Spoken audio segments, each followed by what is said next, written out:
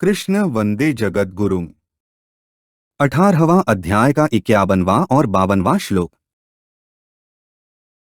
बुद्ध्या विशुद्धया युक्तो धृत्यात्मान नियमय च शब्दादीन विषयास्त्यक्त्वा रागद्वेषौ व्युदस्य च विविक्त सेवी लघ्वाशी यत्वा कायमानसः ध्यान्यो परो नित्यं वैराग्यं समुपाश्रितः। ऊपर कहे गए श्लोकों का अर्थ है, जो विशुद्ध यानी कि सात्विकी बुद्धि से युक्त वैराग्य के आश्रित एकांत का सेवन करने वाला और नियमित भोजन करने वाला साधक धैर्यपूर्वक इंद्रियों का नियमन करके शरीर वाणी मन को वश में करके शब्दादि विषयों का त्याग करके और राग द्वेष को छोड़कर निरंतर ध्यानयोग के परायण हो जाता है, वह अहंकार बल दर्प काम क्रोध और परिग्रह का त्याग करके एवं निर्मम तथा शांत होकर ब्रह्म प्राप्ति का पात्र हो जाता है। बुद्ध्या विशुद्धया युक्तः का अर्थ है, जो सांख्ययोगी साधक परमात्म तत्व को प्राप्त करना चाहता है उसकी बुद्धि विशुद्ध अर्थात सात्विकी हो, उसकी बुद्धि का विवेक साफ साफ हो, उसमें किंचन मात्र भी संदेह न हो। इस सांख्ययोग के प्रकरण में सबसे पहले बुद्धि का नाम आया है। इसका तात्पर्य है कि सांख्ययोगी के लिए जिस विवेक की आवश्यकता है वह विवेक बुद्धि में ही प्रकट होता है। उस विवेक से वह जड़ता का त्याग करता है।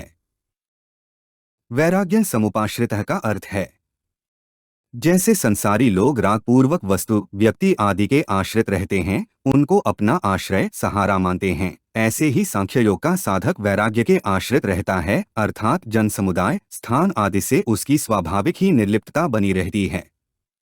लौकिक और पारलौकिक संपूर्ण भोगों से उसका दृढ़ वैराग्य होता है। विविक्त सेवी का अर्थ है, सांख्ययोग के साधक का स्वभाव उसकी रुचि स्वतः स्वाभाविक एकांत में रहने की होती है। एकांत सेवन की रुचि होनी तो बढ़िया है, पर उसका आग्रह नहीं होना चाहिए, अर्थात एकांत न मिलने पर मन में विक्षेप हलचल नहीं होनी चाहिए।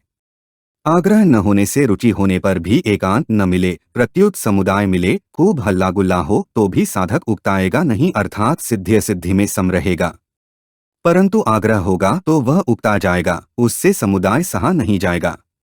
अतः साधक का स्वभाव तो एकांत में रहने का ही होना चाहिए, पर एकांत न मिले तो उसके अंतःकरण में हलचल नहीं होनी चाहिए। कारण कि हलचल होने से अंतःकरण में संसार की महत्ता आती है और संसार की महत्ता आने पर हलचल होती है, जो कि ध्यान योग में बाधक है।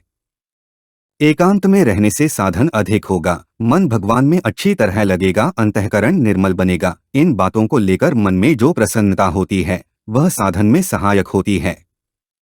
परंतु एकांत में हल्ला गुल्ला करने वाला कोई नहीं होगा, अतः वहाँ नींद अच्छी आएगी। वहाँ किसी भी प्रकार से बैठ जाए तो कोई देखने वाला नहीं होगा, वहाँ सब प्रकार से आराम रहेगा। एकांत में रहने से लोग भी ज्यादा मान बढ़ाई आदर करेंगे। इन बातों को लेकर मन में जो प्रसन्नता होती है वह साधन में बाधक होती है, क्योंकि यह सब भोग है। साधक को इन सुख सुविधाओं में फंसना नहीं चाहिए, प्रत्युत इनसे सदा सावधान रहना चाहिए।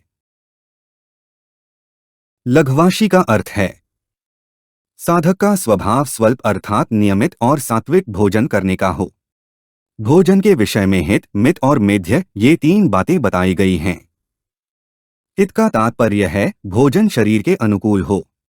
मित का तात्पर्य है भोजन न तो अधिक करे और न कम करे, प्रत्युत जितने भोजन से शरीर निर्वाह की जाए उतना भोजन करे। भोजन से शरीर पुष्ट हो जाएगा ऐसे भाव से भोजन न करे, प्रत्युत केवल औषध की तरह क्षुधानिवृत्ति के लिए ही भोजन करे, जिससे साधन में विघ्न न पड़े।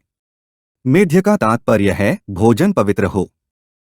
धृत्यात्मान नियमय च का अर्थ है, सांसारिक कितने ही प्रलोभन सामने आने पर भी बुद्धि को अपने ध्येय परमात्म तत्व से विचलित न होने देना। ऐसी दृढ़ सात्विकी धृति के द्वारा इंद्रियों का नियमन करे, अर्थात उनको मर्यादा में रखे। आठों पहर यह जागृति रहे कि इंद्रियों के द्वारा साधन के विरुद्ध कोई भी चेष्टा न हो। यत्वा कायमानसः का अर्थ है, शरीर वाणी और मन को संयत यानी कि वश में करना भी साधक के लिए बहुत जरूरी है। अतः वह शरीर से वृथा न घूमे, देखने सुनने के शौक से कोई यात्रा न करे। वाणी से वृथा बातचीत न करे, आवश्यक होने पर ही बोले, असत्य न बोले, निंदा चुगली न करे। मन से रागपूर्वक संसार का चिंतन न करे, प्रत्युत परमात्मा का चिंतन करे। शब्दादीन विषयास्त्यक्त्वा का अर्थ है, ध्यान के समय बाहर के जितने संबंध हैं, जो कि विषय रूप से आते हैं और जिनसे संयोगजन्य सुख होता है, उन शब्द, स्पर्श, रूप, रस और गंध पांचों विषयों का स्वरूप से ही त्याग कर देना चाहिए। कारण कि विषयों का राग पूर्वक सेवन करने वाला ध्यान योग का साधन नहीं कर सकता। अगर विषयों का राग पूर्वक सेवन करेगा तो ध्यान में वृत्तियां यानी कि बहिर्मुख होने से नहीं लगेंगी और विषयों का चिंतन होगा। रागद्वेषोव्युदस्य च का अर्थ है सांसारिक वस्तु महत्वशाली है, अपने काम में आने वाली है, उपयोगी है, ऐसा जो भाव है उसका नाम राग है। तात्पर्य है कि अंतःकरण में असत वस्तु का जो रंग चढ़ा हुआ है वह राग है। असत वस्तु आदि में राग रहते हुए कोई उनकी प्राप्ति में बाधा डालता है, उसके प्रति द्वेष हो जाता है। असत संसार के किसी अंश में राग हो जाए तो दूसरे अंश में द्वेष हो जाता है, यह नियम है। जैसे शरीर में राग हो जाए तो शरीर के अनुकूल वस्तुमात्र में राग हो जाता है और प्रतिकूल वस्तुमात्र में द्वेष हो जाता है। संसार के साथ राग से भी संबंध जुड़ता है और द्वेष से भी संबंध जुड़ता है। राग वाली बात का भी चिंतन होता है और द्वेष वाली बात का भी चिंतन होता है। इसलिए साधक न राग करे और न द्वेष करे। ध्यानयोग परो नित्यम का अर्थ है साधक नित्य ही ध्यानयोग के परायण रहे, अर्थात ध्यान के सिवाय दूसरा कोई साधन न करे। ध्यान के समय तो ध्यान करे ही, व्यवहार के समय अर्थात चलते फिरते, खाते पीते, काम धंधा करते समय भी यह ध्यान यानी कि भाव सदा बना रहे कि वास्तव में एक परमात्मा के सिवाय संसार की स्वतंत्र सत्ता है ही नहीं। अहंकारम बलन दर्पण विमुच्य का अर्थ है गुणों को लेकर अपने में जो एक विशेषता दिखती है उसे अहंकार कहते हैं। जबरदस्ती करके विशेषता से मनमानी करने का जो आग्रह यानी कि हठ होता है उसे बल कहते हैं। जमीन जायदाद आदि बाह्य चीजों की विशेषता को लेकर जो घमंड होता है उसे दर्प कहते हैं। भोग पदार्थ तथा अनुकूल परिस्थिति मिल जाए, इस इच्छा का नाम काम है। अपने स्वार्थ और अभिमान में ठेस लगने पर दूसरों का अनिष्ट करने के लिए जो जलनात्मक वृत्ति पैदा होती है उसको क्रोध कहते हैं। भोग बुद्धि से, सुख आराम बुद्धि से चीजों का जो संग्रह किया जाता है उसे परिग्रह कहते हैं। साधक उपर्युक्त अहंकार, बल, दर्प, काम, क्रोध और परिग्रह इन सब का त्याग कर देता है। निर्ममः का अर्थ है अपने पास निर्वाह मात्र की जो वस्तुएं हैं और कर्म करने के शरीर, इंद्रियां आदि जो साधन हैं उनमें ममता अर्थात अपनापन न हो। अपना शरीर, वस्तु आदि जो हमें प्रिय लगते हैं उनके बने रहने की इच्छा न होना निर्मम होना है। जिन व्यक्तियों और वस्तुओं को हम अपनी मानते हैं वे आज से 100 वर्ष पहले भी अपनी नहीं थीं और 100 वर्ष के बाद भी अपनी नहीं रहेंगी। अतः जो अपनी नहीं रहेंगी उनका उपयोग या सेवा तो कर सकते हैं पर उनको अपनी मानकर अपने पास नहीं रख सकते।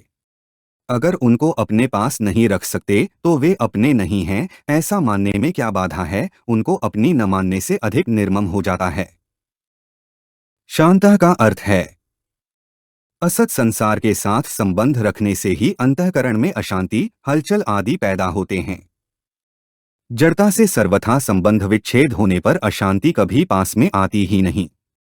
फिर रागद्वेष न रहने से साधक हरदम शांत रहता है। ब्रह्मभूयाय कल्पते का अर्थ है ममतारहित और शांत मनुष्य यानी कि सांख्य योग का साधक परमात्म प्राप्ति का अधिकारी बन जाता है, अर्थात असत का सर्वथा संबंध छूटते ही उसमें ब्रह्म प्राप्ति की योग्यता, सामर्थ्य आ जाती है। कारण कि जब तक असत पदार्थों के साथ संबंध रहता है तब तक परमात्म प्राप्ति की सामर्थ्य नहीं आती। हमारे चैनल को सब्सक्राइब करें। अगर यह वीडियो आपको अच्छी लगी तो वीडियो को लाइक करें, वीडियो को अपने दोस्तों के साथ शेयर करें, अपने सुझाव हमें कमेंट करके बताएं। जय श्री कृष्णा।